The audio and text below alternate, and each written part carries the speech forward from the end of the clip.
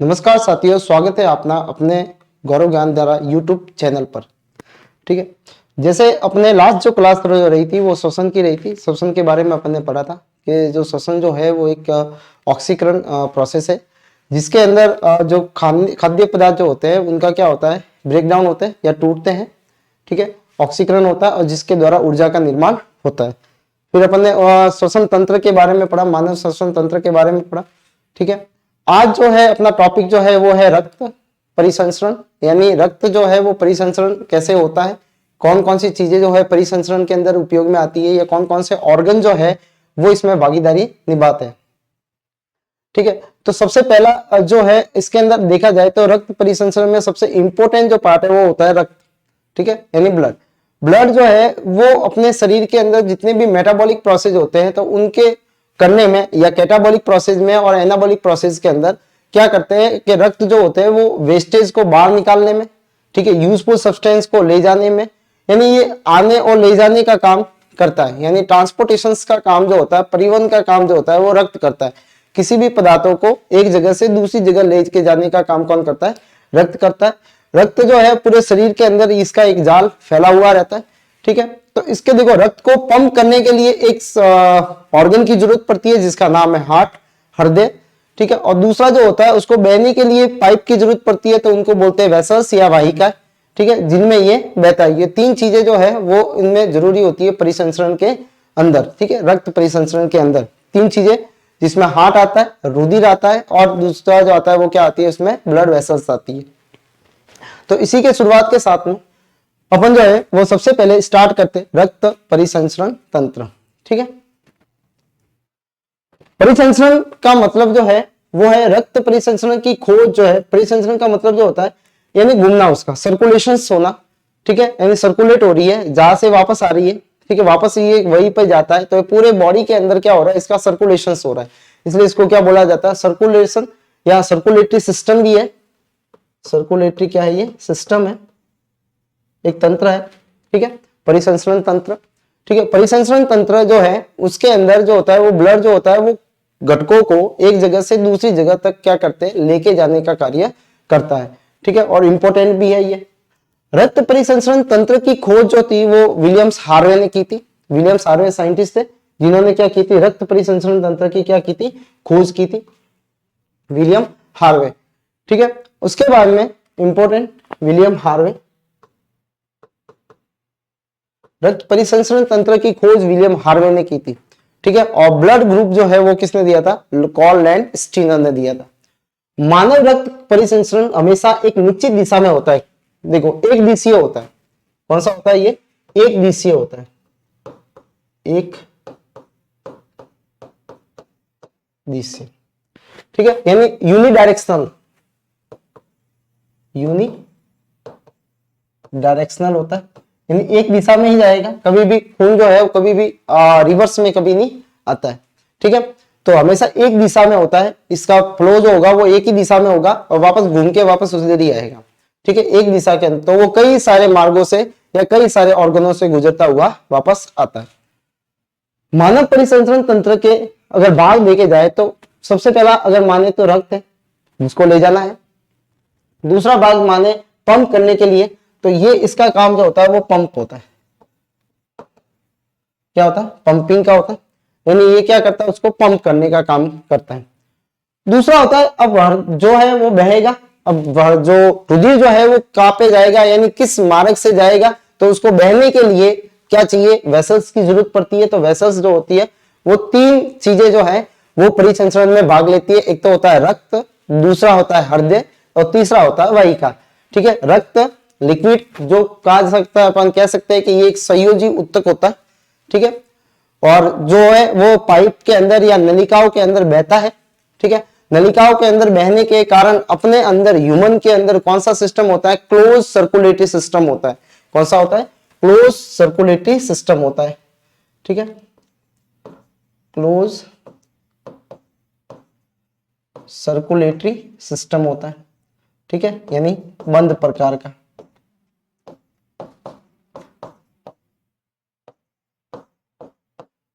बंद प्रकार का क्या पाया जाता है, परिसंचरण पाया जाता है। यानी अपने जो है ब्लड जो है वो नलिकाओं के अंदर बहता है, इसलिए इसको क्या बोलेंगे अपन, बंद बोलते हैं। ठीक है, बंद परिसंचरण या क्लोज सर्कुलेटरी सिस्टम बोलते हैं। ठीक है, तो अगर नलिकाओं में बहता है तो कौन सा होगा, बंद होगा। पहला जो है वो है टॉपिक जो अपने है वो है ब्लड। ब्लड जिसको रक्त बोला जाता है, रुधिर भी बोला जाता है, रुधिर या रक्त या ब्लड। ठीक है, सबसे पहले ब्लड जो है वो एक संयोजी ऊतक से बना होता है। किस क्या होता है ये, संयोजी, एक तरह का संयोजी ऊतक है। संयोजी ऊतक ये है कि ये हर ऑर्गन के पास में जाता है, यानी एक दूसरे को जोड़ने का कार्य करता है। ये कैसा होता है, ये संयोजी ऊतक है। और दूसरी चीज जो होती है वो इसमें याद रखना है, वो है तरल, यानी ऐसा एकमात्र ऊतक है जो कैसी अवस्था में रहता है, तरल अवस्था में रहता है, जिसको तरल संयोजी ऊतक कहा जाता है। तरल याद रखना है, तरल जो है कौन से ऊतक जो है वो तरल अवस्था में होता है, तो कनेक्टिव टिश्यूज। ठीक है, कौन सा टिश्यूज है ये, कनेक्टिव टिश्यूज है, कनेक्टिव टिश्यूज। ठीक है, कनेक्टिव टिश्यूज कौन सी फॉर्म में होता है, ये फ्लूइड में होता है। किस में होता है, फ्लूइड में होता है। मानव शरीर में रक्त का औसत जो भार जो होता है वो 5 से 6 लीटर होता है। ठीक है, पूरे शरीर का अगर भार देखे तो उसमें से रक्त का भार जो होगा वो कितना होगा, 5 से 6 लीटर होता है। दूसरा होता है इसका रंग जो होता है वो कैसा होता है, लाल होता है। सबको पता है कि रंग कैसा है इसका, लाल है। और लाल होने का कारण क्या है, तो वो होता है हीमोग्लोबिन। क्या होता है, हीमोग्लोबिन। हीमोग्लोबिन एक पिगमेंट है जो आरबीसी के अंदर पाया जाता है। ठीक है, और इसके अंदर ही मिलता है क्या, आयरन। ठीक है, तो आरबीसी के अंदर एक लाल रंग का पिगमेंट मिलता है जिसका नाम जो है वो क्या है, हीमोग्लोबिन। और ब्लड का रंग जो होता है या खून का कलर जो होता है लाल होने का कारण भी यही पिगमेंट के कारण होता है। फिर रुधिर के अंदर प्लाज्मा होता है। प्लाज्मा का मतलब होता है जो लिक्विड पार्ट होता है उसको क्या बोलेंगे अपन, प्लाज्मा बोलेंगे। और दूसरी जो इसके अंदर सेल जो होती है वो क्या होती है, रुधिर या कोशिकाएं होती है, या कार्पस होते हैं, या फिर अपन कह सकते हैं कि ब्लड सेल होती है। तो दो चीजें होती है, एक तो होती है प्लाज्मा, रुधिर किससे मिलकर बना हुआ होता है, प्लाज्मा से। और दूसरा इसके साथ में जो होता है वो उसका नाम जो है वो क्या है, रक्त कोशिका।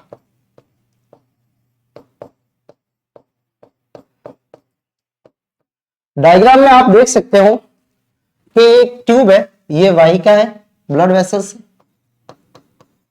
वाहिका है। ठीक है, और इसके अंदर आप जो लिक्विड पार्ट देख रहे हो ये वाला, इसको बोला जाता है प्लाज्मा। क्या बोला जाता है, प्लाज्मा।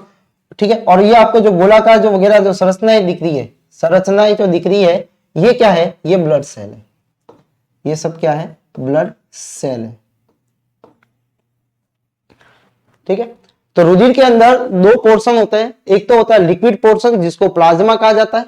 ठीक है, और दूसरा जो होता है वो क्या होता है, ब्लड सेल होती है। क्या होती है, ब्लड सेल होती है।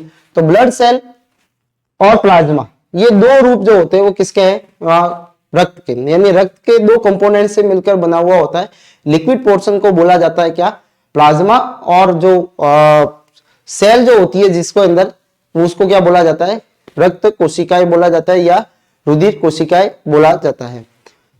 दूसरी चीज, अगर अपन सिंपल सा एक एग्जांपल है कि जैसे एक स्विमिंग पूल है, तो स्विमिंग पूल के अंदर जो पानी है, उस पानी के अंदर लोग तैर रहे हैं। ठीक है, तो अलग अलग तरह के लोग हैं, तो वो अलग अलग तरह के लोग क्या हुए, ब्लड सेल हुई।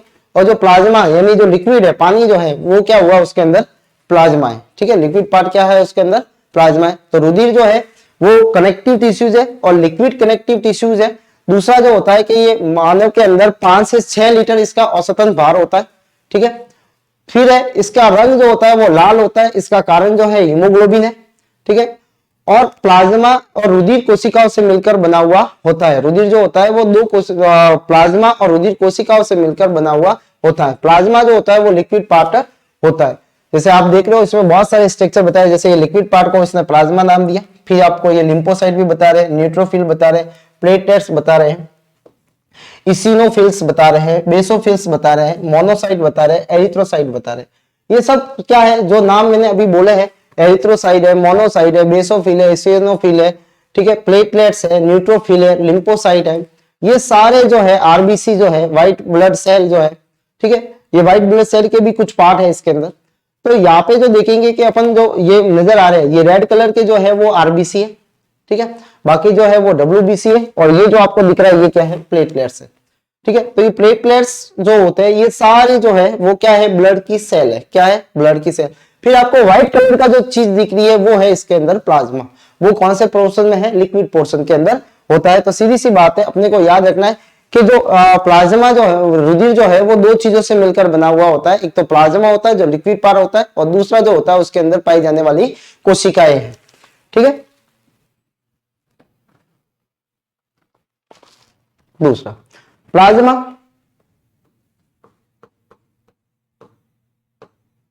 प्लाज्मा प्लाज्मा एक साफ पीले रंग का तरल पदार्थ होता है। कौन से रंग का, पीले रंग का एक तरल पदार्थ होता है, जो कैसा होता है, चिपचिपा होता है। कैसा होता है, चिपचिपा होता है, जिसमें घुले हुए प्रोटीन, खनिज ion, glucose, hormone, carbon dioxide, और जिसमें रक्त कोशिकाएं भी शामिल होती है। इस प्लाज्मा के अंदर क्या क्या चीजें होती है, तो प्रोटीन होता है इसके अंदर, कुछ खनिज तत्व होते हैं, ग्लूकोज होता है जो अपन ने खाने से खाया था वो भी यहाँ पे गया था, ब्लड लेके गया था, हार्मोन्स भी होते हैं। ठीक है, जो ग्रंथियों से क्या होता है, इनका स्त्राव होता है।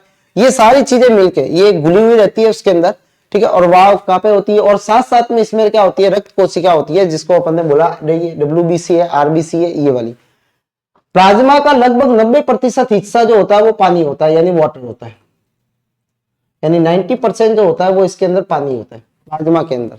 ठीक है, और खुद प्लाज्मा जो ब्लड का भाग होता है वो कितना होता है, 55% होता है। कितना होता है, 55%। 55% पूरे ब्लड का, पूरे रुधिर में प्लाज्मा का परसेंटेज कितना होता है, 55% होता है। अगर प्लाज्मा की खुद की बात करें तो प्लाज्मा के अंदर 90% तो क्या होता है, वाटर होता है, और 6% जो है वो उसके अंदर दूसरे कुछ पदार्थ पाए जाते हैं, जो जिसमें कार्बनिक और अकार्बनिक पदार्थ जो होते हैं वो इसके अंदर पाए जाते हैं।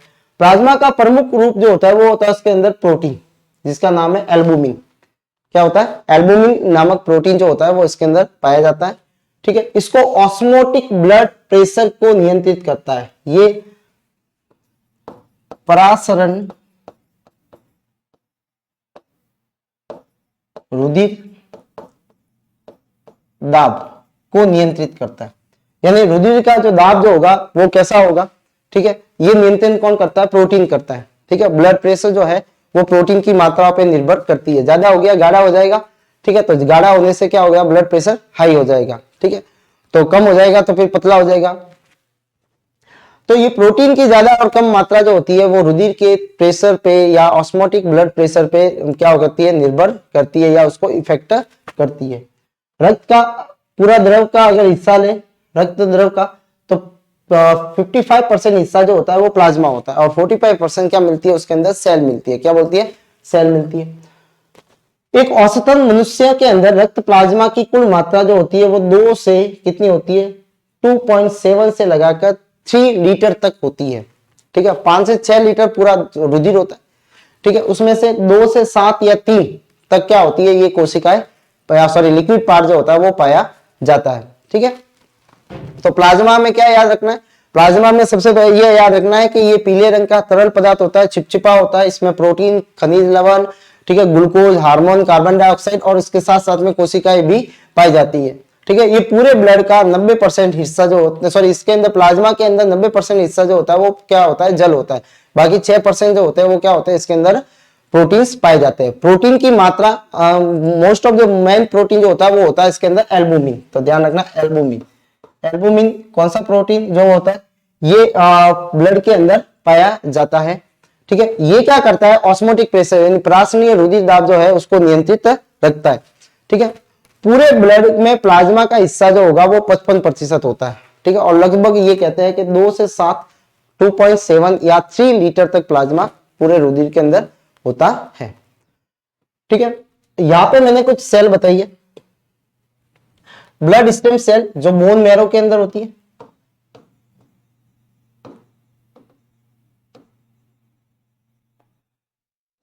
ठीक है, अस्थि मज्जा के अंदर। यहां पे माइलोइड स्टेम सेल होती है और लिम्फोइड स्टेम सेल होती है। देखो माइलोइड स्टेम ब्लास्ट जो होता है वो ग्रेनुलोसाइट होती है। ग्रेनुलो का मतलब होता है दाने वाली, कणिकामय। कैसी होती है, कणिकामय।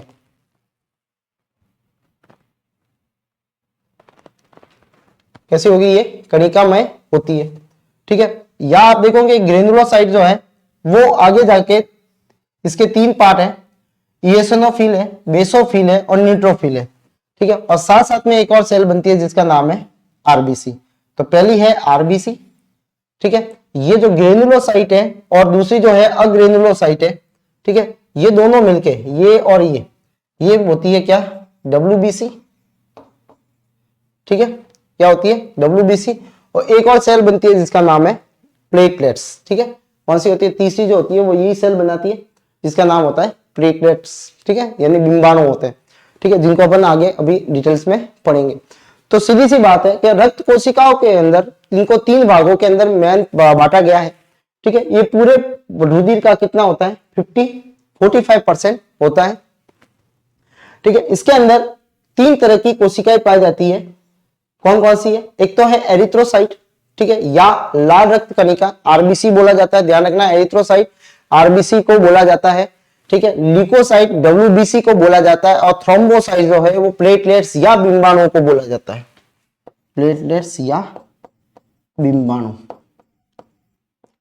ठीक है, प्लेटलेट्स या बिंबाणु।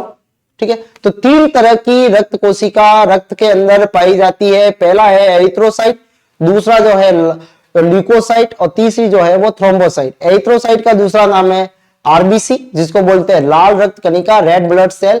दूसरी जो होती है ल्यूकोसाइट, जिसको बोला जाता है श्वेत रुधिर कणिका। ठीक है, या बोला जाता है क्या, व्हाइट ब्लड सेल। और तीसरी जो है उसको बोला जाता है थ्रोम्बोसाइट या प्लेटलेट्स या बिंबाणु। ठीक है, तो 3 तरह की कोशिका पाई जाती है। और ये कोशिका जो है पूरे वॉल्यूम अगर ब्लड का ले तो उसके अंदर उसका हिस्सा जो होता है वो कितना होता है, 45%। तो 45 और ये 55, ठीक है, कितने हो गए, 100 हो गए। ठीक है, तो 55% रुधिर क्या होता है, रुधिर में क्या होता है, प्लाज्मा, और 45% क्या होती है, उसके अंदर सेल होती है।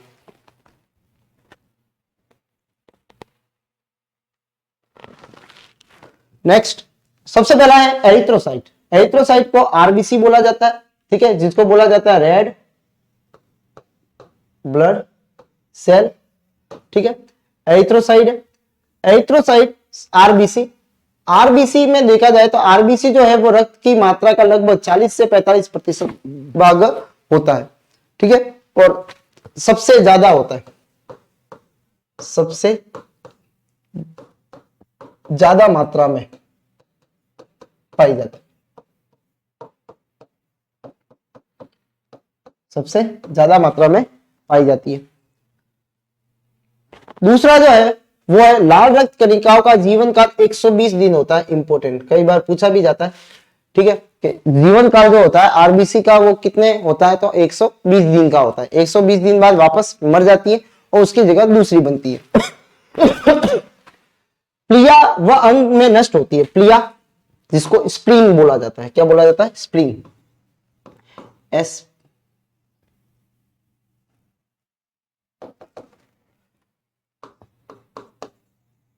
स्प्लीन, स्प्लीन को बोला जाता है प्लिया। ठीक है, प्लिया वह अंग होता है जहां पे आरबीसी जो होती है वो नष्ट होती है। क्या होती है, नष्ट होती है। उसको क्या बोलेंगे अपन, प्लिया बोलेंगे।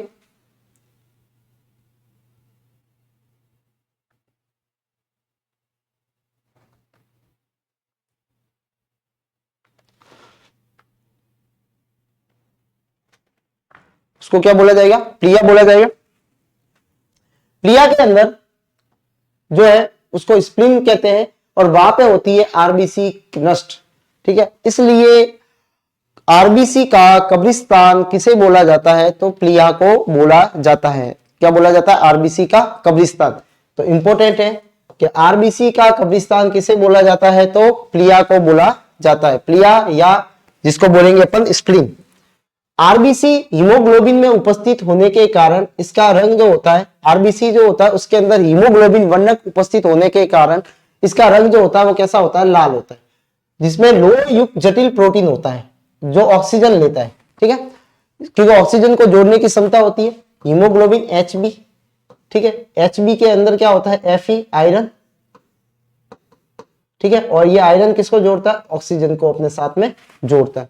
ठीक है, तो एचबी हीमोग्लोबिन जो है वो हीमोग्लोबिन मिलता कहां पे है, आरबीसी के अंदर। कहां पे मिलता है, आरबीसी के अंदर। लाल रक्त कणिकाओं कोशिका हीमोग्लोबिन और झिल्ली से बनी हुई होती है, जिसमें प्रोटीन और लिपिड होते हैं। ठीक है, किससे बनी हुई? इसकी झिल्ली जो होती है वो प्रोटीन और लिपिड से बनी हुई होती है। दूसरा, मैमल्स की आरबीसी में स्तनधारियों की आरबीसी में केंद्रक अनुपस्थित होता है। इंपॉर्टेंट है, अनुपस्थित होता है। ठीक है, ध्यान रखना, स्तनधारियों के आरबीसी में केंद्रक नहीं होता है। ठीक है, अनुपस्थित होता है। केंद्रक यानी आरबीसी जो कोशिका है, कोशिका के अंदर, इसके अंदर केंद्रक नहीं पाया जाता। क्या होता है? इसके अंदर केंद्रक नहीं पाया जाता। लेकिन अपवाद, ऊंट और लामा, ये दोनों ऐसे स्तनधारी हैं जिनके अंदर आरबीसी में केंद्रक पाया जाता है। आरबीसी में केंद्रक उपस्थित होता है। ठीक है, आरबीसी के अंदर केंद्रक उपस्थित होता है। ठीक है, सामान्यतः स्तनधारियों के अंदर, जैसे अपनी बात करें तो अपने अंदर आरबीसी के अंदर केंद्रक नहीं पाया जाएगा, लेकिन ऊंट और लामा जो है उनके आरबीसी के अंदर केंद्रक पाया जाता है। इसका आकार जो होता है, आकार वो डबल कॉनकेव होता है। ठीक है, यानी उसको बोल सकते हैं अपन उभय उत्तल, उभयावतल आकार की होती है। ठीक है, उभयावतल का मतलब जो है इस तरह की, आप देख सकते हो, ये देखो अंदर धसी हुई है, इधर से भी ये धसी हुई है, इधर से भी धसी हुई है, ये धसी हुई है, तो दोनों तरफ से अंदर की तरफ धसी हुई रहती है इस तरह से। ठीक है, किनारे जो होते हैं वो मोटे होते हैं, लेंस की तरह। तो आरबीसी के अंदर आपको याद क्या रखना है, आरबीसी जो है उसका दूसरा नाम जो है वो एरिथ्रोसाइट है। ठीक है, सबसे ज्यादा जो होती है मात्रा के अंदर ये पाई जाती है। इसका जीवन काल 120 के दिन का होता है। ठीक है, इसका नष्ट जो है वो प्लिया के अंदर होती है, और इसे इसलिए क्या बोला जाता है, इसको आरबीसी का कब्रिस्तान बोला जाता है। इसके अंदर एक लाल रंग का पिगमेंट मिलता है जिसका नाम है हीमोग्लोबिन। ठीक है, ये रुधिर को क्या देता है? लाल कलर देता है, और ये खुद ही भी प्रोटीन और लोह युक्त एक आयरन से बना हुआ होता है जो ऑक्सीजन को कैरी करता है। लाल रक्त कणिका के अंदर हीमोग्लोबिन और ये सब एक झिल्ली से बनी हुई होती है, और वो झिल्ली जो होती है वो भी प्रोटीन से बनी हुई होती है। इसका जीवन काल 120 दिन का है। इसका आकार जो होता है उबला अवतल है। ठीक है, और यह डबल कॉनकेव है, और नयन जो है इसमें केंद्रक अनुपस्थित होता है। ठीक है, केंद्रक कैसा होता है? इसके अंदर अनुपस्थित होता है। ठीक है, तो ये आरबीसी के अंदर क्या है, इसका काम है। आरबीसी, इसका निर्माण, आरबीसी का निर्माण, आरबीसी का निर्माण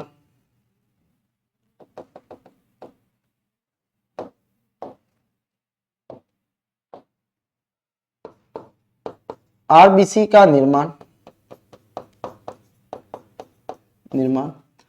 अस्थि मज्जा में होता है। अस्थि मज्जा में होता है, जिसको बोला जाता है बोन मैरो। क्या बोला जाता है? बोन मैरो के अंदर इसका निर्माण होता है। ठीक है, ये तो था आरबीसी। 120 दिन, 40 से 45, हीमोग्लोबिन, लाल रंग, लोहा युक्त हीमोग्लोबिन। ठीक है, केंद्रक अनुपस्थित, आकार डबल उभय उपतल। ठीक है, तो ये इसके अंदर याद रखना है अपने को। ठीक है, और अपवाद के रूप में ऊंट और लामा। नेक्स्ट जो है वो है श्वेत रुधिर कणिका। क्या है? श्वेत रुधिर कणिका। श्वेत रुधिर कणिका, सबसे पहले इनको बोला जाता है डब्ल्यूबीसी। श्वेत रुधिर कणिकाओं को डब्ल्यूबीसी, या जिनको बोला जाता है व्हाइट ब्लड सेल, या इसका दूसरा नाम जो है वो क्या है? ल्यूकोसाइट। क्या नाम है इसका? ल्यूकोसाइट। ल्यूकोसाइट।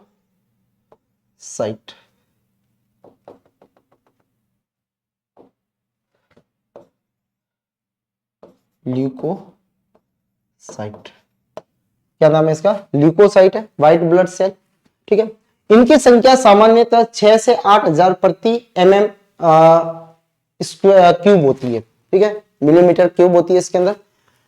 इनका आकार जो होता है वो 12 से 20 माइक्रोन होता है। ठीक है, इनकी आकृति, अच्छा आरबीसी जो होती है वो डब्ल्यूबीसी से बड़ी होती है। सॉरी, डब्ल्यूबीसी जो है वो आरबीसी से बड़ी है। WBC का आकार RBC से बड़ा होता है, RBC से बड़ा होता है।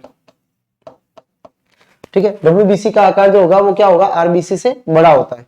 इनकी आकृति अनियमित होती है और अमीबीय होती है। इंपॉर्टेंट, इसका कोई शेप नहीं होता, जैसे इसमें होता है डबल अवतल जो होता है इसका शेप है, लेकिन इसका कोई शेप नहीं है। ठीक है, ये अनियमित आकार की होती है। आप जैसा बनाओगे वो अमीबा कैसे बनाते हो, आप जैसा बनाते हो वो अमीबा होता है। ठीक है, तो इसका आकार अनियमित होता है। इंपॉर्टेंट है। WBC की संख्या असामान्य वृद्धि को ल्यूकोसाइटोसिस कहते हैं, जिससे ल्यूकोमिया, एलर्जी या जीवाणु के संक्रमण की संभावना होती है। अगर सपोज मान लो अपने शरीर के अंदर WBC के नंबर बढ़ रहे हैं, तो इसका मतलब अपने अंदर क्या हो रहा है, कोई ना कोई इन्फेक्शन है। क्या है, इन्फेक्शन है।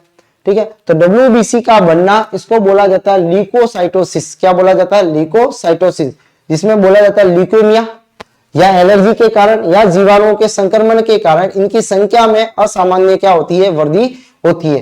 तो WBC के अंदर अगर वृद्धि हो रही है तो इसका मतलब अपने शरीर में क्या है, इन्फेक्शन है। WBC की संख्या असामान्य कमी होना, अगर कमी हो जाती है तो बोलते ल्यूकोसाइटोपिनिया बोलते हैं। वृद्धि होना ल्यूकोसाइटोसिस है, ठीक है, और कमी होना ल्यूकोसाइटोपिनिया भी कहते हैं। ये किसके कारण होती है, एड्स के कारण या वायरल इंफेक्शन के कारण हो सकती है। एड्स के अंदर क्या होता है कि जो WBC का एक टाइप होता है जिसको बोलते हैं टी लिम्फोसाइट, वहां पे जाके ये इफेक्ट करता है और टी लिम्फोसाइट को ये क्या करता है, धीरे धीरे कम कर देता है, जिससे RBC के WBC के काउंट जो होंगे वो क्या हो जाएंगे, कम हो जाते हैं। ठीक है, फिर आपने देखा होगा डेंगू। ठीक है, तो डेंगू में क्या होता है, प्लेटलेट्स कम होती है। क्या होती है, प्लेटलेट्स कम होती है। तो इसके अंदर जो है वो एड्स के अंदर जो होता है वो होता है क्या, ल्यूको टी सेल को ये नष्ट करता है। टी सेल को ये क्या करता है, नष्ट करता है। कौन, एड्स वायरस, HIV। अनियमित आकार के कारण ये WBC कई प्रकार की रक्त नलियों को ऐसे बार ये अंतःकोशिकीय स्थलों में आ जाती है, जिसे डायोपेडिसिस कहते हैं। डायोपेडिसिस का मतलब होता है, जैसे एक आता है लिम्फ। ठीक है, तो लिम्फ एक लिक्विड होता है जो भी एक ब्लड के समान ही होता है। ठीक है, लेकिन ये जो है इसके अंदर WBC मिलती है, RBC नहीं मिलती। ठीक है, यही कारण है कि इसका आकार जो है वो अनियमित होता है, और अनियमित होने के कारण ये क्या होती है, इसके अंदर आती है, मतलब किसी सेल के अंदर या इस लिक्विड के अंदर आ जाती है। ठीक है, कई बार रक्त नलिकाओं से बाहर या अंत कोशिकाओं के स्थान में चली जाती है, अंतर कोशिकाओं के स्थान में चली जाती है, यानी किसमें मिल जाती है, लिम्फ के अंदर मिल जाती है। कौन मिलता है, WBC। ठीक है, इसलिए इसको डायोपेडेसिस कहा जाता है, डायोपेडेसिस कहा जाता है। RBC के विपरीत WBC में केंद्रक क्या होता है, पाया जाता है। इसमें केंद्रक होता है और कोशिका अंग भी पाए जाते हैं। और क्या पाए जाते हैं, कोशिका अंग भी पाए जाते हैं। तो RBC में केंद्रक नहीं मिलता है, लेकिन WBC में केंद्रक पाया जाता है। ठीक है, तो इसमें याद रखना है कि 6 से 8 हजार प्रति mm³ होती है। ठीक है, 12 से 20 इसका माइक्रोन साइज है, अनियमित आकार की होती है। ठीक है, इसका जो असामान्य वृद्धि अगर हो जाए तो इसको क्या बोला गया, ल्यूकोसाइटोसिस बोला जाता है, जिसमें ल्यूकेमिया, एलर्जी और जीवाणु के कारण हो सकती है। ठीक है, और कमी हो जाए तो बोलेंगे ल्यूकोसाइटोपिनिया बोलते हैं। ठीक है, जिसमें क्या हो जाता है, ये एड्स के कारण या वायरल इंफेक्शन के कारण WBC की संख्या में कमी आ जाती है। तो कमी होना इसको बोलेंगे अपन पीनिया, और जो बढ़ जाती है तो साइटोसिस। ठीक है, इसको बोल देंगे अपन जो अनियमित जो आकार के होने के कारण ये क्या होती है, ब्लड वेसल से निकल जाती है, और ब्लड वेसल से निकल के ये किसमें आ जाती है, जो कोशिकीय द्रव होता है उसके अंदर ये कोशिकीय द्रव जो है, या कोशिकीय द्रव के बीच में जो स्थल होते हैं, ठीक है, जो टिश्यूज होते हैं उनके बीच में जो स्थल होते हैं, उत्तक द्रव किसमें आ जाती है, उत्तक द्रव के अंदर आ जाती है, जिसको बोला जाता है क्या, लिम्फ। क्या बोला जाता है, लिम्फ के अंदर ये आ जाती है। इसको बोलेंगे डायोपेडेसिस, डायोपेडेसिस बोला जाता है। ठीक है, डायोपेडेसिस बोला जाता है इसको, किसके अंदर, इसका गमन हो जाना, नलिकाओं से बाहर आ जाना। ठीक है, RBC जो होती है वो उसमें केंद्रक अनुपस्थित होता है, लेकिन WBC में केंद्रक और कोशिकाएं क्या होते हैं, उपस्थित होते हैं।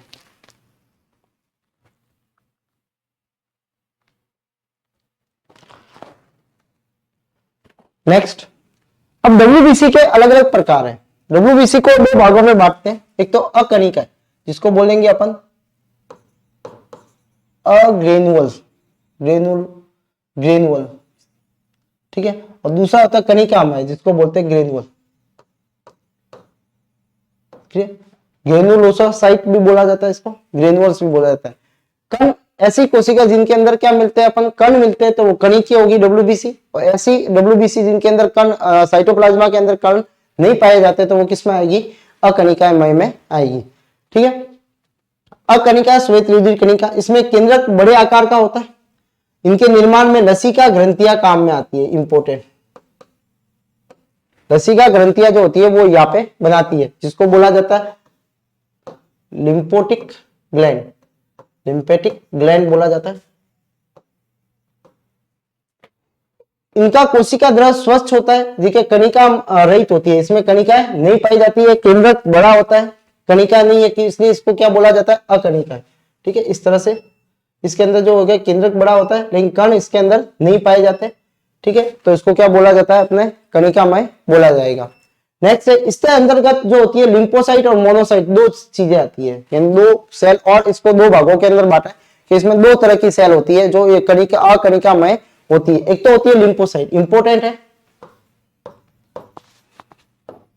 लिम्फोसाइट। ठीक है। लिम्फोसाइट जो है वो प्रतिरक्षी तंत्र में महत्वपूर्ण भूमिका है,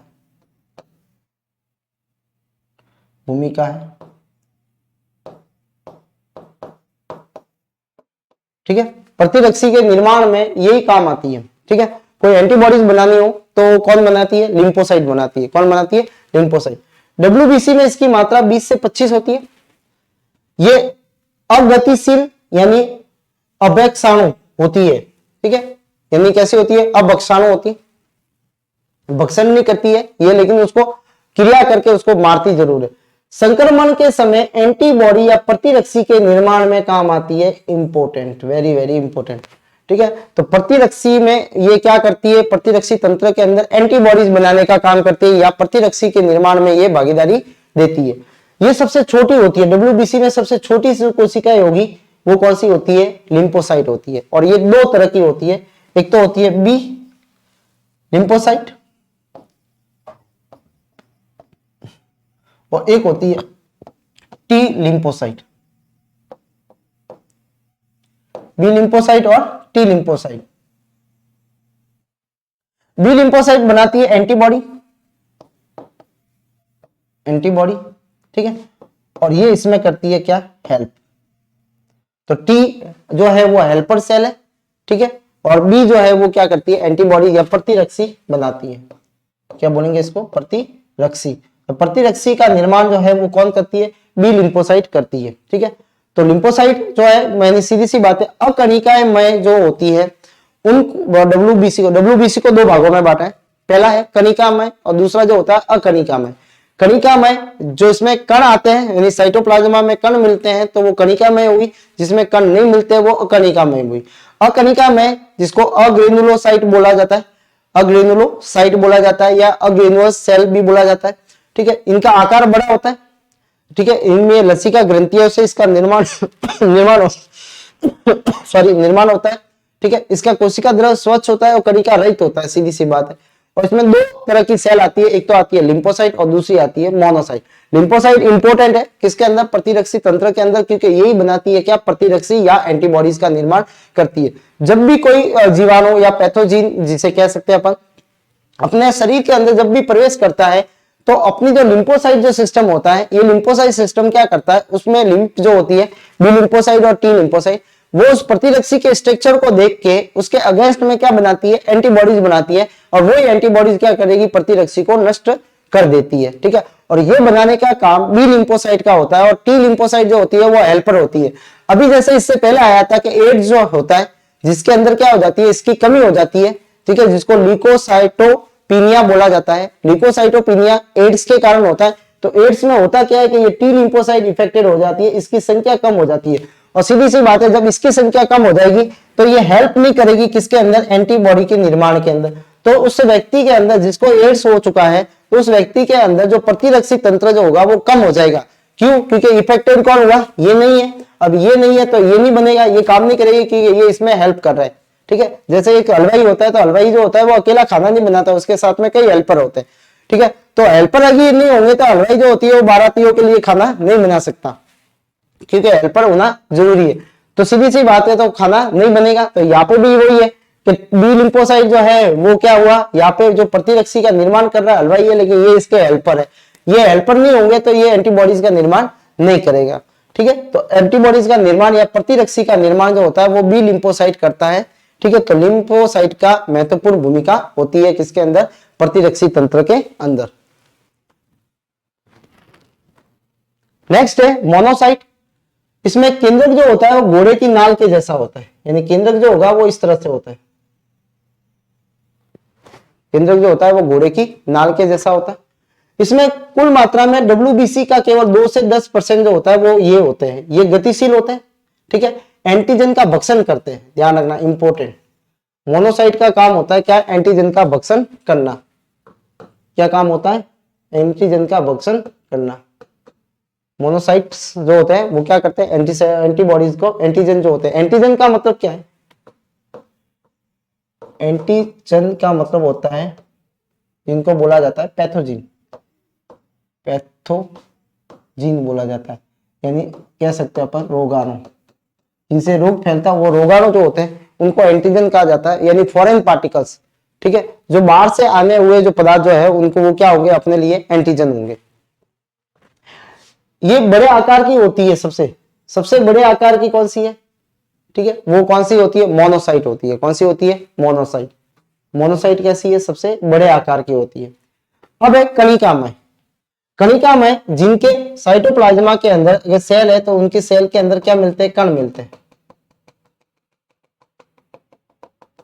क्या पाए जाते हैं उसके अंदर, कण पाए जाते हैं। ठीक है, तो कणिकामय होती है। ठीक है, इनके साइटोप्लाज्मा में क्या पाए जाते हैं, कण पाए जाते हैं। इनके केंद्रक पालियों में विभक्त होते हैं, केंद्रक अलग अलग पालियों के अंदर विभक्त होते हैं। जैसे केंद्रक आप देखोगे तो केंद्रक का आकार जो होगा वो कुछ इस तरह से नजर आएगा पालियों के अंदर,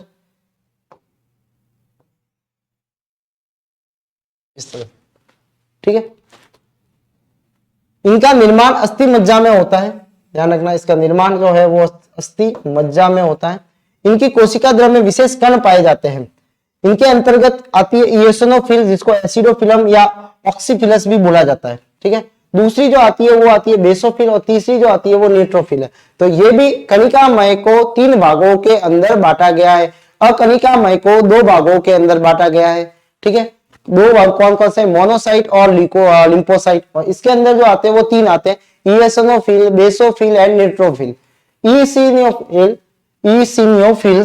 इसिनियोफिल्स जो होता है, ये कुल मात्रा जो होती है WBC में 1 से 2% ही भाग होता है इसका। कितना होता है, 1 से 2% होता है। केंद्रक भी 2 पालियों के अंदर विभक्त होता है। कितनी पालियां होती है, 2 पालियां होती है। ये अम्लीय अभिरंजक इयोसिन में अभिरंजित होते हैं, इसलिए इसका नाम भी इसी के हिसाब से पता है। इयोसिन एक वर्ण अभिरंजक है, यानी स्टेन है। वो क्या करते हैं, अभिरंजक का मतलब ये होता है कि जैसे अपन कोशिकाओं की, जैसे अपन स्लाइड को देखा जाता है, अब स्लाइड को देखेंगे तो अगर ऐसे ही देखा तो अपने को सारे भाग एक जैसे नजर आएंगे। ठीक है, तो अभिरंजन डालने से क्या होगा कि उसमें कुछ कुछ भाग जो होंगे वो क्या हो जाएंगे, डार्क हो जाते हैं, कुछ लाइट हो जाते हैं। तो इससे अपने को साफ स्ट्रक्चर नजर आता है। तो साफ स्ट्रक्चर नजर आने के लिए अपने किसको यूज में लेते हैं, अभिरंजक को यूज में लेते हैं। तो ये किस अभिरंजक से अभिरंजित होती है, तो ये होती है इयोसिन। इयोसिन जो होता है उससे ये अभिरंजित होती है, इसलिए इसका नाम भी क्या है, इयोसिनोफिल्स है। ये प्रतिरक्षण या एलर्जी में सहायक होती है, क्योंकि ये एलर्जी संक्रमण में इनकी संख्या वृद्धि होती है। जैसे सपोज मान लो एलर्जी का मतलब होता है कि कुछ ऐसे पदार्थ होते हैं जिससे अपनी बॉडी सेंसिटिव होती है। अगर उस पदार्थ के पास में अपन चले जाते हैं तो अपने को कुछ इन्फेक्शन यानी कुछ उसका रिएक्शन नजर आता है, जैसे सीजिंग आना, कफिंग आना, ठीक है, सांस में तकलीफ होना। ये सारे किसके, एलर्जी के क्या है, इफेक्ट है या सिम्टम्स है। ठीक है, जैसे किसी को फूलों से क्या है, एलर्जी है, अगर फूल वो बगीचे में जाता है तो बगीचे में जाने से क्या होगा, उसको सीजिंग या छींके स्टार्ट हो जाती है। और जैसे ही उसको उस समय से हट जाता है तो क्या हो जाता है, उसकी छींके जो होती है वो थोड़ी देर बाद बंद हो जाती है। ठीक है, तो एलर्जी का मतलब होता है कि अपनी बॉडी जो होती है उसके लिए सेंसिटिव होती है, और सेंसिटिव होने के कारण जैसे ही अपन उस सेंसिटिव पदार्थ के पास में जाते हैं तो क्या होगा, अपनी बॉडी के अंदर इयोसिनोफिल की मात्रा क्या हो जाएगी, बढ़ जाएगी, और वो बॉडी जो होगी अपने रेस्पॉन्स देना स्टार्ट करेगी, जो किसमें होता है, सीजिंग में हो सकता है, कफिंग में हो सकता है। ठीक है, तो ये लेने के तो सीधी सी बात है कि एलर्जी के अंदर रेस्पॉन्स कौन देता है, इओसिनोफिल देता है। तो ई से याद रखना एलर्जी, ई से याद रखना एलर्जी, लेकिन इसमें ए आता है, लेकिन ई से अपने को याद रखना ई से एलर्जी, ठीक है, ई से एलर्जी, यानी इओसिनोफिल किसमें रेस्पॉन्स देता है, एलर्जी के अंदर, किसमें देता है, एलर्जी के अंदर, ठीक है। तो मोनोसाइट भक्षाणु का काम करती है, ठीक है, इनका आकार सबसे बड़ा होता है। कणिकामय का मतलब होता है जिसके अंदर ऐसी कोशिका जिनके अंदर क्या मिलते हैं, कण मिलते हैं। ये तीन तरह, इनका निर्माण अस्थि मज्जा में होता है, तीन तरह की होती है, इओसिनोफिल होती है, बेसोफिल होती है, और तीसरा जो होता है वो कौन सी होती है, न्यूट्रोफिल होती है, ठीक है। तो ये तीन तरह की क्या है, कणिकामय कोशिका है। ये सब जो पढ़ रहे हैं वो डब्ल्यूबीसी के प्रकार पढ़ रहे हैं। डब्ल्यूबीसी के दो प्रकार है, कणिका वाले और अकणिका वाले। अकणिका वाले में मोनोसाइट और लिम्फोसाइट है, ठीक है, और कणिका वाले में कौन कौन से, वो है इओसिनोफिल है, बेसोफिल है और न्यूट्रोफिल है। नेक्स्ट जो है वो है बेसोफिल। बेसोफिल जिसके अंदर, जिसकी मात्रा डब्ल्यूबीसी में कितनी होती है, 1% होती है, 0 से। ये तीन पालियों में विभक्त होती है, इनका केंद्र जो होता है वो तीन पालियों में विभक्त होता है। ये सारे अंदर, जिसका नाम है मिथाइलिन ब्लू, एक अभिरंजक है, इससे ये अभिरंजित होता है, ठीक है। एलर्जी के समय ये हिस्टामिन और सेरोटोनिन प्रोटीन का निर्माण करता है, ये प्रोटीन बनाता है ये क्या करते हैं, प्रोटीन बनाते हैं। इसका काम जो होता है वो क्या है, प्रोटीन बनाना एलर्जी के समय।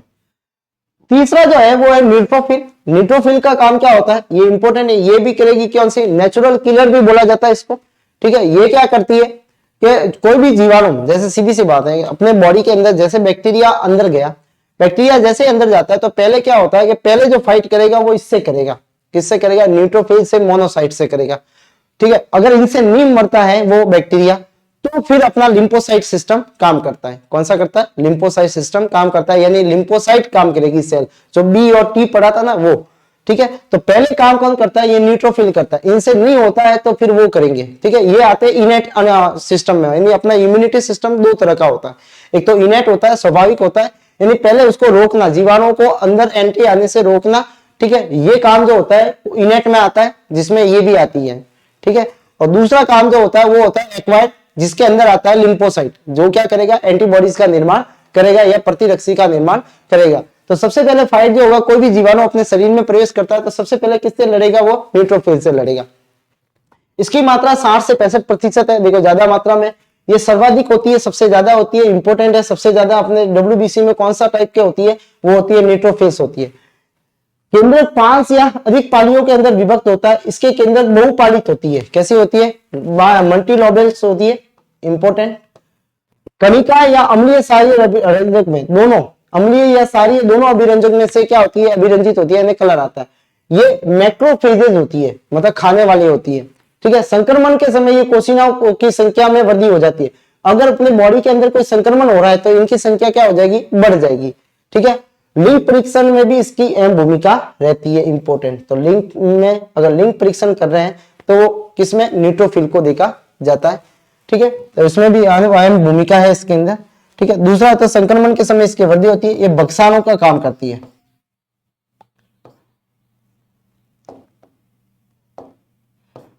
बक्साणु का कार्य करती है। इसका कार्य करती है, ये बक्साणु का कार्य करती है। नेचुरल किलर भी है, नेचुरल किलर, इसको बोलते हैं प्राकृतिक मारक, मारक, ठीक है। यानी ये मारने का काम करती है। तो ये है तीन तरह की, eosinophil, basophil. Eosinophil allergy response, basophil histamine protein, ठीक है, और सेरोटोनिन प्रोटीन बनाते हैं। न्यूट्रोफिल जो होती है वो क्या होती है, ये संक्रमण के समय इनकी वृद्धि हो जाती है, बक्साणु का कार्य करती है, ठीक है। इसका केंद्र जो होता है बहुपालित होता है और सर्वाधिक मात्रा में ये पाई जाती है।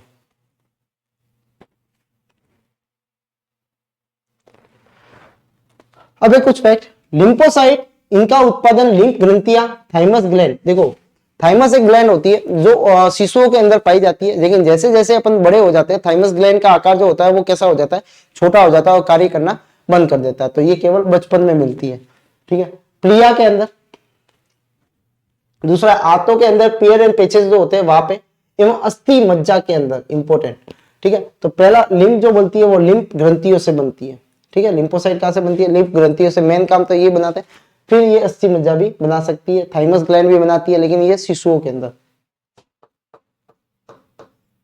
शिशुओं में के बड़े होने के साथ में इसका कार्य करना बंद कर देती है। ये अपन पढ़ेंगे, अपन जब भी ग्लैंड पढ़ेंगे तो। मोनोसाइट और ग्रेनुलोसाइट, ग्रेनुलोसाइट ठीक है, जिसके अंदर ग्रेन मतलब दाने होते हैं, ठीक है। ग्रेनुलोसाइट एवं मोनोसाइट या ग्रेनुलोसाइट के उत्पादन की प्रक्रिया अस्थि मज्जा में होती है। कहां पे होती है? अस्थि मज्जा के अंदर होती है। मोनोसाइट जो कैसा है? अग्रेनुअल है, और बाकी जितनी भी ग्रेनुअल सेल है, ठीक है। तो देखो मोनोसाइट और जो दूसरी जो है कणिकामय,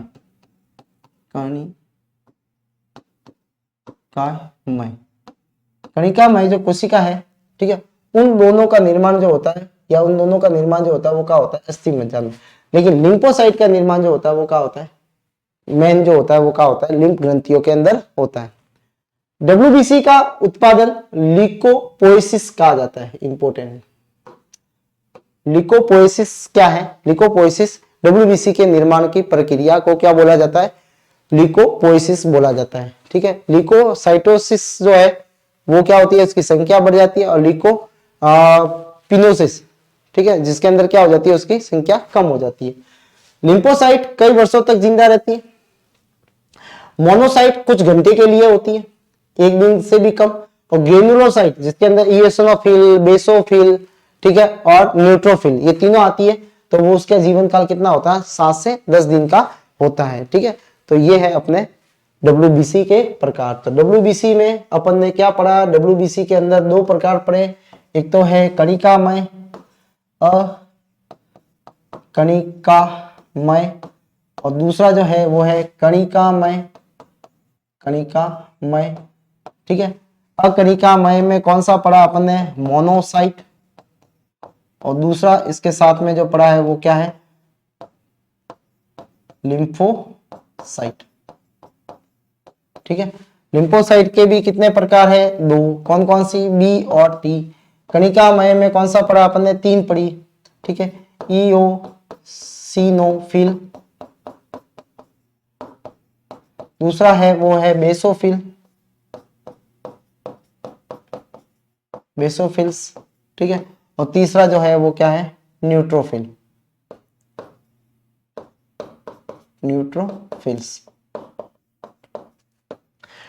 ठीक है। तो ये है 2 तरह के आरबीसी। आरबीसी के 2 प्रकार है, अकणिकामय, कणिकामय, अकणिकामय में मोनोसाइट, लिम्फोसाइट, लिम्फोसाइट के 2 प्रकार बी और टी। प्रतिरक्षी का निर्माण में ये मदद करती है, बनाती है, और ये इसमें हेल्प करती है। इओसिनोफिल एलर्जी रेस्पॉन्स, ये होता है प्रोटीन बनाता है, हिस्टामिन प्रोटीन, ठीक है, और सेरोटोनिन। और न्यूट्रोफिल जो होती है वो क्या होती है? प्राकृतिक मारक के रूप में कार्य करती है। तीसरी जो है वो है प्लेटलेट्स, जिसको बोलते हैं बिंबाणु या प्लेटलेट्स। इनकी सामान्य संख्या 1 से 5 लाख प्रति मिलीमीटर क्यूब में होती है। ये उत्पादन अस्थि मज्जा में होता है। इसमें थ्रोम्बोसिस किया जाता है, थ्रोम्बोसिस, क्योंकि इसका नाम भी क्या है? थ्रोम्बोसाइट है, तो इसके प्रोसेस को थ्रोम्बोसिस बोला जाता है। प्लेटलेट्स की संख्या असामान्य कमी होना ना थ्रोम्बोसाइटोपिनिया बोलते हैं। जैसे उसमें क्या बोलते हैं? ल्यूकोसाइटोपिनिया बोला जाता है, इसमें कमी होना, तो इसमें क्या बोलेंगे? कौन कमी हो रही है? थ्रोम्बोसाइट, तो क्या बोलेंगे? थ्रोम्बोसाइटोपिनिया। पिनिया आता है, ध्यान रखना, वो कम हो रही है। जैसे डेंगू रोग होने पे, अभी बताया था आपको, डेंगू रोग होने में क्या होता है? प्लेटलेट्स की काउंट जो होते हैं वो कम हो जाते हैं, ठीक है, क्या हो जाते हैं? कम हो जाते हैं। प्लेटलेट्स की संख्या में असामान्य वृद्धि थ्रोम्बोसाइट कहते हैं, थ्रोम्बोसाइटोसिस बोलते हैं। जैसे रक्त नलिकाओं में रक्त के थक्का जम जाना, कई बार क्या हो जाती है? अंदर जब क्लॉटिंग हो जाती है, ठीक है, शरीर के अंदर, ठीक है, तो क्लॉटिंग जो होती है उसको बोलेंगे अपन थ्रोम्बोसाइटोसिस के कारण। किसके कारण हो जाती है? थ्रोम्बोसाइटोसिस, क्योंकि इसका मेन काम जो होता है वो क्या होता है? रक्त का थक्का जमाना होता है, अंदर नहीं बाहर। अंदर क्यों नहीं जमता? क्योंकि अंदर एक प्रोटीन मिलता है जिसका नाम है हिपेरिन, ठीक है, लेकिन कई बार बन जाता है तो उसको थ्रोम्बोसाइटोसिस कहते हैं। प्लेट्स का मुख्य कार्य चोट लगने पर चोटग्रस्त स्थानों पे रक्त का थक्का जमना है। इंपोर्टेंट, रक्त का थक्का जमना ये किसका काम है? प्लेटलेट्स का कार्य होता है। इसके अलावा ये रक्त को गाढ़ा बनाने में भी सहायक है। रक्त को गाढ़ा बनाने में कौन सहायक है? प्लेटलेट्स, ठीक है। तो प्लेटलेट जो होती है वो रक्त को थक्का जमाने में काम होती है, ठीक है। तो ये थी अपने पास में जो है कोशिका, जिसमें ब्लड सेल आती है, ठीक है। तीन भाग है में आरबीसी, डब्ल्यूबीसी और प्लेटलेट्स। अब है ब्लड ग्रुप। देखो ब्लड ग्रुप जो होते हैं इसको एबीओ बोलता है, ठीक है। एबीओ जिसके अंदर या तो ए मिलेगा या बी मिलेगा या जीरो, कोई नहीं मिलेगा। ए बी में क्या मिलेगा, ए और बी दोनों मिलते हैं। अरे ए और बी है क्या, सुनो, ब्लड ग्रुप के अंदर अगर देखा जाए तो ब्लड ग्रुप के अंदर जो है तीन भागों के अंदर इसको मेनली डिवाइड किया है। एबीओ ब्लड ग्रुप बोला जाता है। कितने होता है ब्लड ग्रुप, एबीओ बोला जाता है। अच्छा फिर इनको, अब एबीओ क्या है, ए और ये क्या है, सब एंटीजन के, एंटीजन है।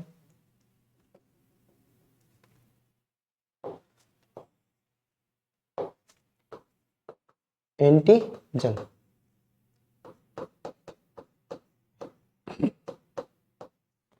एंटीजन। अच्छा कितने तरह के एंटीजन है, दो। कौन कौन से, ए और बी, ठीक है। ए है, बी है या नहीं है, तीसरा जो है वो क्या नहीं है, ठीक है। तो तीन तरह के, ओ का मतलब है नेगेटिव, नो, ठीक है, यानी नहीं है। तो यहां पे कहते हैं कि भाई आरबीसी के ऊपर ये एंटीजन कहां मिलते हैं, आरबीसी के ऊपर मिलते हैं। कौन मिलते हैं, एंटीजन,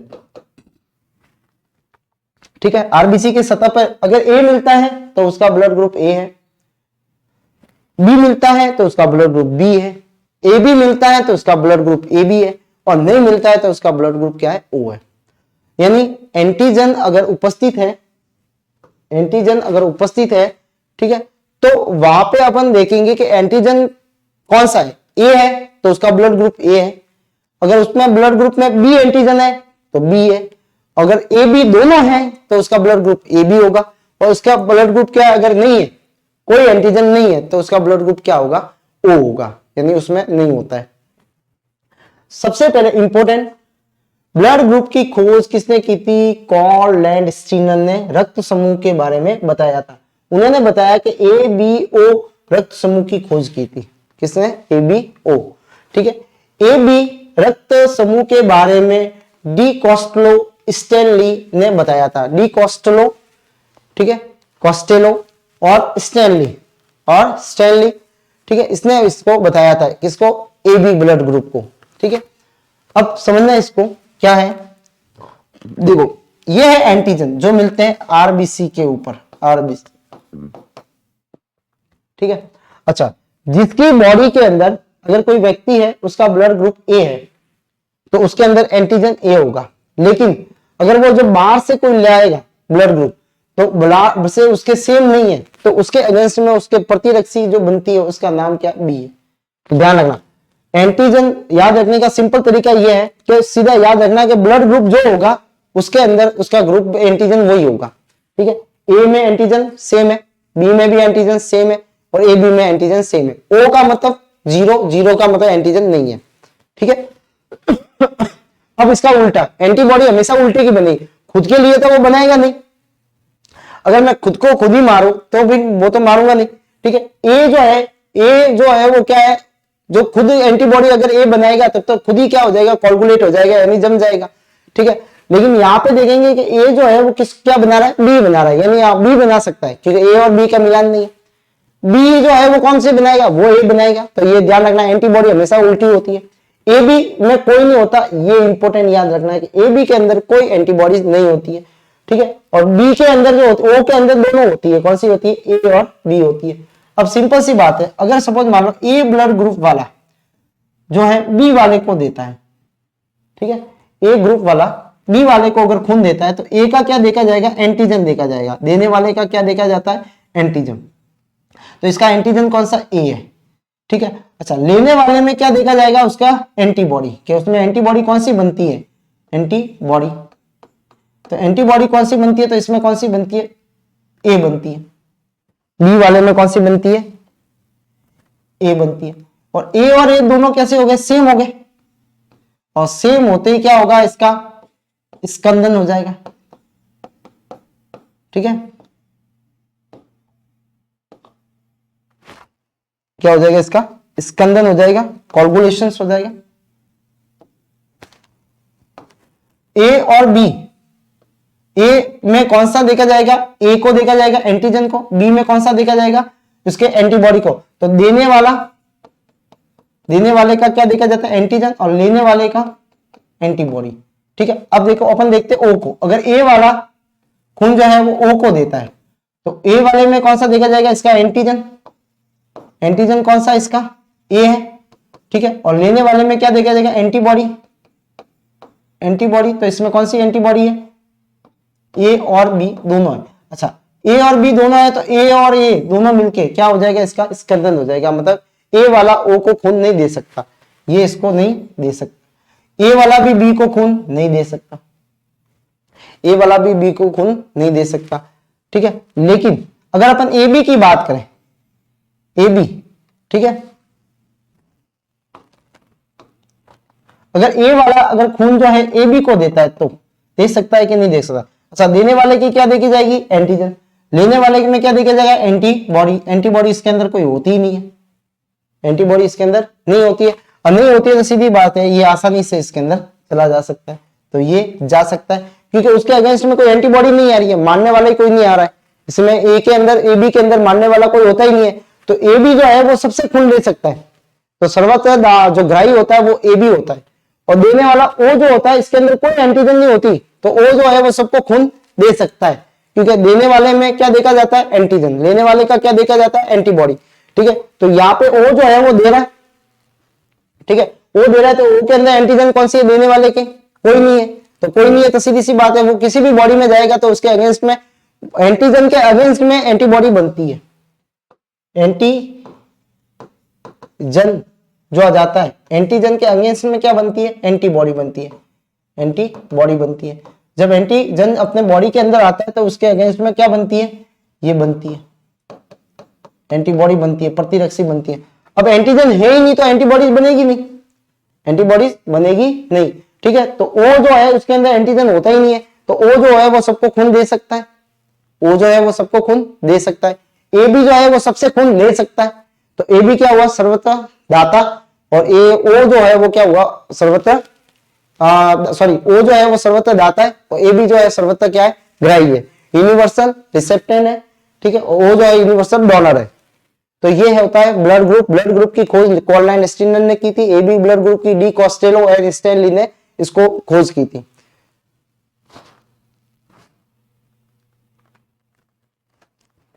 अब एक होता है एरिथ्रोब्लास्टोसिस फिटेलेसिस। फिटेलेसिस क्या है, ये एक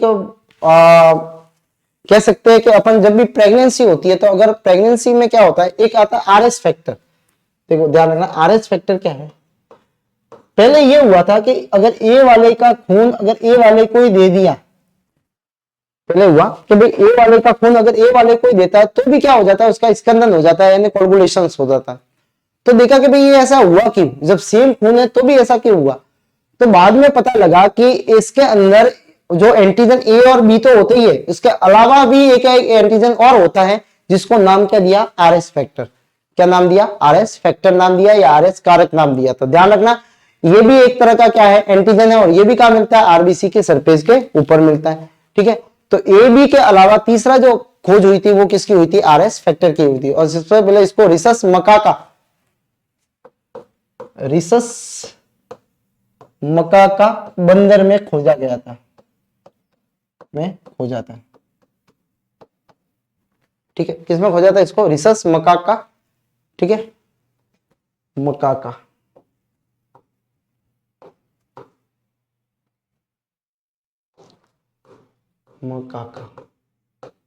रिसस मकाका बंदर के अंदर इसको खोजा गया था।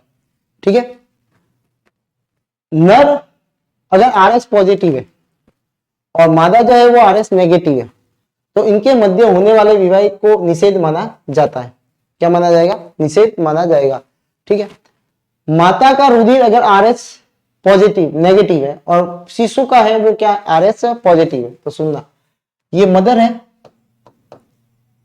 ये उसका फॉइटस यानी शिशु उसका चाइल्ड है। ठीक है, बच्चा है उसका, ये कैसी है माँ जो है वो कैसी है आरएस नेगेटिव है, और बच्चा जो है वो कैसा है आरएस पॉजिटिव है।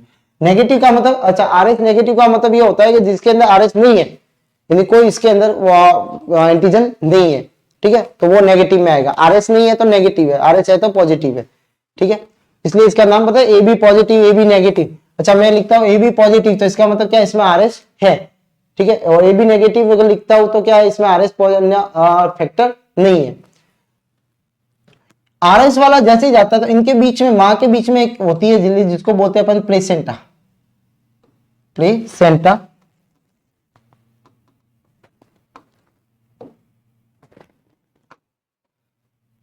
एक ट्यूब होती है जिसका नाम है प्लेसेंटा, प्लेसेंटा जिसको अपरा भी बोला जाता है। अच्छा जब ये खून, जब गर्भ में होता है ये, तब ये खून जो होगा वो यहां से यहां जाएगा, ठीक है, तो जब माइनस वाला इसमें जा रहा है तो ये यहां से यहां पे भी जाएगा। तो जैसे आरएस पॉजिटिव वाला खून जो है वो मदर के अंदर जाता है, तो मदर में क्या बनती है, एंटीबॉडीज बनती है। क्या बनती है, एंटीबॉडीज बनती है, एंटीबॉडी बनती है, ठीक है। ये एंटीबॉडी प्रथम जो शिशु होगा अगर इस कंडीशन में, तो वो तो कैसा होगा, स्वस्थ होगा। फर्स्ट जो होगा वो कैसा होगा, फर्स्ट कैसा होगा, वो स्वस्थ होगा, ठीक है। प्रॉब्लम कब आएगी, जब सेकंड, अब सेकंड में भी यही कंडीशन रही तो देखो ऑलरेडी मदर की बॉडी में आरएस प्लस के लिए एंटीबॉडीज बन चुकी है, ठीक है। अब जैसे सेकंड प्रेगनेंसी होती है, सेकंड टाइम, सेकंड टाइम में क्या होगा कि मदर के अंदर एंटीबॉडीज है, एंटीबॉडी है, ठीक है, किसके अंदर, मदर के अंदर, ठीक है। अब मदर से वो किससे जाएगी, उस फोइटस में जाएगी या शिशु में जाएगी, यानी गर्भ में जाती है उसके, ठीक है, तो उसमें जाएगी, ठीक है। तो उसमें जाके ये क्या करेगी, शिशु की आरबीसी को, जो शिशु के अंदर जाएगी तो वो एंटीबॉडीज क्या है, शिशु की आरबीसी को क्या कर देती है, स्कंदन कर देती है। क्या कर देती है, स्कंदन कर देती है, जमा देती है, जमाना, उसको क्या कर देती है, वो जमा देती है, स्कंदन कर देती है, ठीक है। और जिसके कारण क्या हो जाती है, शिशु में ये प्रॉब्लम हो जाती है या शिशु की मृत्यु भी हो सकती है। इस परिस्थिति में आरएस प्लस गर्भ शिशु के द्वारा अति संवेदनशील हो जाता है, क्योंकि विकासशील शिशु में कुछ आरबीसी माता के धारा से मिल जाती है, जिससे माता में प्रति एंटीजन का निर्माण हो जाता है, ठीक है, प्रति आरएस एंटीबॉडीज का निर्माण हो चुका है, जैसे ये बताया आप, ठीक है, का निर्माण हो जाता है। इस घटना में प्रथम गर्भावस्था के समय कुछ नहीं होता है, क्योंकि वो स्वस्थ होगा, क्योंकि शिशु व माता का रुधिर आवल नाल द्वारा, आवल नाल का मतलब होता है प्लेसेंटा, आवल नाल का मतलब क्या है, प्लेसेंटा द्वारा पृथक पृथक रहता है। लेकिन दूसरी गर्भावस्था में या तीसरी गर्भावस्था में अगर शिशु जो है वो कैसा, आरएस पॉजिटिव है, कैसा है, आरएस पॉजिटिव है, ठीक है, तो इन आरएस जो एंटीबॉडीज जो थी, आरएस जो एंटीबॉडी जो थी, जो मदर में बन चुकी थी, के संपर्क में आता है और शिशु की रुधिर में एंटीबॉडीज आके आरबीसी को नष्ट कर देती है और शिशु के लिए वो हानिकारक का होता है। तो इसके लिए इसका इलाज इसी को ही बोला जाता है, क्या, एरिथ्रोब्लास्टोसिस फिटियसिस। यदि ब्लड ग्रुप अलग है, माँ का नेगेटिव है, शिशु का पॉजिटिव है, तो दोनों जो होते हैं वो माँ के, जो प्लेसेंटा का मतलब होता है बच्चा जो पैदा होता है तो उसकी नाल जो नाभि से एक ट्यूब जुड़ी हुई रहती है, उसको क्या बोला जाता है, अपरा या आवल नाल बोला जाता है या प्लेसेंटा बोला जाता है। ये प्लेसेंटा क्या करता है, शिशु और मदर के बीच में जो खान पान होता है उनका ट्रांसफर होता है, ठीक है। तो माँ को जो खाती है वो बच्चे में जाएगा, तो वो किसके जरिए जाता है, उसी प्लेसेंटा के जरिए जाता है, लेकिन वो रुधिर के माध्यम से जाता है, किससे जाता है, रुधिर के माध्यम से। शिशु में एंटी एनीमिया या पीलिया रोग हो सकता है, क्योंकि आरबीसी क्या हो जाएगी, जब आरबीसी नष्ट हो जाएगी तो सीधी सी बात है पीलिया। इस स्थिति में एरिथ्रोब्लास्टोसिस फैटिलेसिस बोला जाता है, इंपॉर्टेंट है, ध्यान रखना। बच्चे के जन्म के समय माता के शरीर में ठीक है, D injection, anti D injection का मतलब होता है कि एंटीबॉडी का इंजेक्शन लगाया जाता है, जिसको रोगम विधि भी कहा जाता है। कौन से बोला जाता है, रोगम विधि, यानी फर्स्ट डिलीवरी के तुरंत बाद क्या लगाया जाता है, ये इंजेक्शन लगाया जाता है, ताकि जो मदर के अंदर जो एंटीबॉडीज बनी है वो क्या हो जाए, खत्म हो जाए, ठीक है। तो जो एंटीबॉडी जो माँ के शरीर में बनी है, इनको खत्म करने के लिए एक इंजेक्शन लगाया जाता है, एंटी डी या प्रतिरोधी बॉडी के क्या लगाया जाता है, इंजेक्शन लगाया जाता है, जिसको रोगम विधि कहते हैं, ठीक है। तो इसके अंदर यही था कि अगर ब्लड ग्रुप दोनों का कैसा है, अलग अलग है, ब्लड ग्रुप कैसा है, दोनों का अलग अलग है, तो ये कंडीशन आती है। इंपोर्टेंट, नर अगर RH है, मादा इनके मध्य वैवाहिक रूप से निषेध माना जाता है। ठीक है, O+ जो है वो सर्वाधिक दाता होता है, AB जो है सर्वाधिक ग्राही है, यानी लेने वाला, क्योंकि इसमें एंटीजन नहीं होते, इसमें ऊपर वाले में एंटीजन नहीं है। ठीक है, इसमें एंटीबॉडी नहीं है, एंटीबॉडी नहीं होती है इसके अंदर, और इसके अंदर ऊपर वाले में एंटीजन नहीं होता है। ठीक है, रक्त O में RBC में एंटीजन नहीं पाया जाता और AB के अंदर एंटीबॉडी नहीं पाई जाती। ये इंपॉर्टेंट है, याद रखना। ठीक है, ये अगर आपको दो पता है तो आप पूरे किसी भी समूह को बता सकते हो। दूसरा होता है, एक होता है जिसको बोलते हैं अपन लसिका तंत्र। लसिका तंत्र जिसको लिम्फोटिक सिस्टम बोला जाता है। कहते हैं कि ब्लड के अलावा एक और तरल पदार्थ पाया जाता है जो ऊतकों के मध्य में होता है। देखो, एक होती है जिसको बोलते हैं अपन केशिका, केशिका। ठीक है, कोशिका नहीं, केशिका। केशिका को बोला जाता है कैपिलरीज। क्या बोला जाता है? कैपिलरीज। ये बहुत ही पतली ट्यूब होती है और ये बनती किससे? आर्टरी से। किससे बनती है? आर्टरी, जिसको बोलते हैं अपन धमनी से। ठीक है, तो ये पतली ट्यूब होती है। ये यहां से जैसे बहुत सारी ये पतली पतली ट्यूब है, बाल जितनी पतली होती है, बहुत ही थीन होती है ये। ठीक है, यहां से ये आर्टरी से निकली।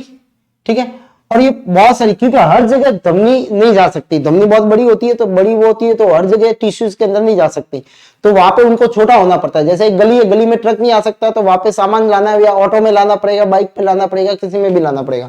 ठीक है, यानी जो गली में घुस सकता है वो भाग वहां पे, या वो गाड़ी वहां उसमें जाएगी। तो यहाँ पे भी वही है, ये बहुत पतली होती है तो धमनी बहुत मोटी होती है, तो मोटी होने के कारण ये हर जगह नहीं जा सकती, तो ये क्या हो जाती है? छोटी छोटी शाखाओं के अंदर बढ़ जाती है, जिनको क्या बोला जाता है? केशिका बोला जाता है। केशिका इतनी पतली होती है और धमनी में दाब भी क्या होता है? ज्यादा होता है। जब अधिक दाब से जब इसके अंदर जब जाएगी तो कुछ भाग जो होगा वो फिल्टर हो गया, क्योंकि ये बहुत पतली होती है। केशिका बहुत पतली होती है, तो बहुत सारा भाग जो होता है वो आ जाता है ऊतकों के बीच में। जैसे ये ऊतक है, तो ऊतकों के बीच में ये लिक्विड आ जाता है, ऊतकों के बीच में ये लिक्विड आ जाता है। ठीक है, इसलिए इसको ऊतक द्रव भी बोला जाता है। क्या बोला जाता है? ऊतक द्रव भी बोला जाता है। किसको? लिम्फ को। और दूसरा इसको बोला जाता है लिम्फ। यही होता है क्या? लिम्फ। लेकिन इसमें आरबीसी जो होती है, आरबीसी अनुपस्थित होती है, यानी माइनस होती है।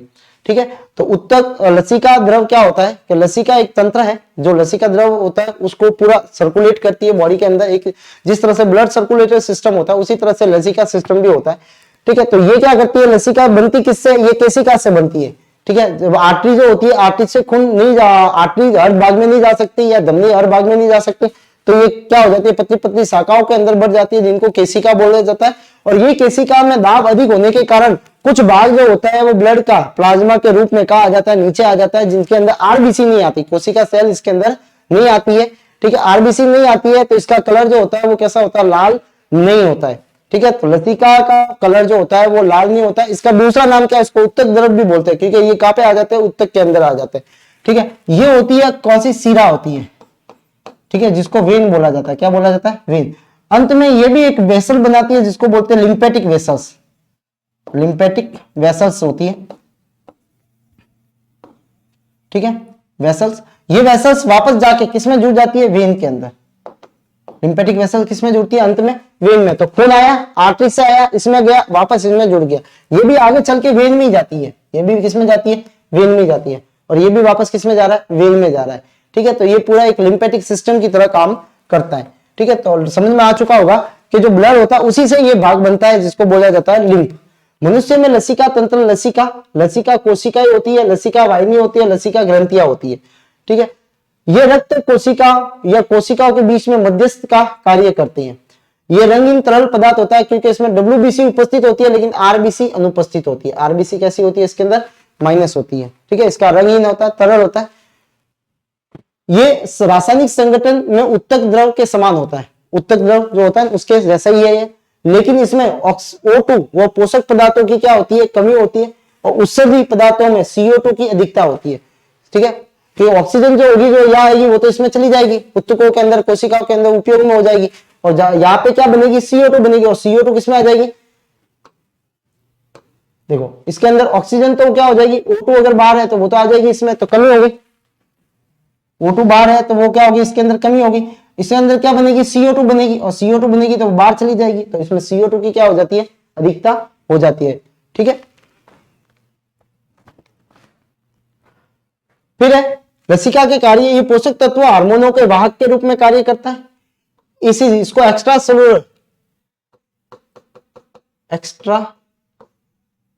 सेलुलर फ्लूइड भी बोला जाता है। ठीक है, अंत में रसांकुर या लैक्टेल या लसिका द्वारा वसा का क्या होता है, अवशोषण होता है। ये वसा के अवशोषण में मदद करती है। उत्कों में कोशिका को नम बनाए रखती है। ये लसिका गांठ में बी और टी कोशिका को परिपक्वन करती है, यानी उसको मैचुरेशन करती है, बी और टी सेल। कोशिका, लसिका कोशिका ये पतली नलिका होती है जिसमें लसिका पाई जाती है।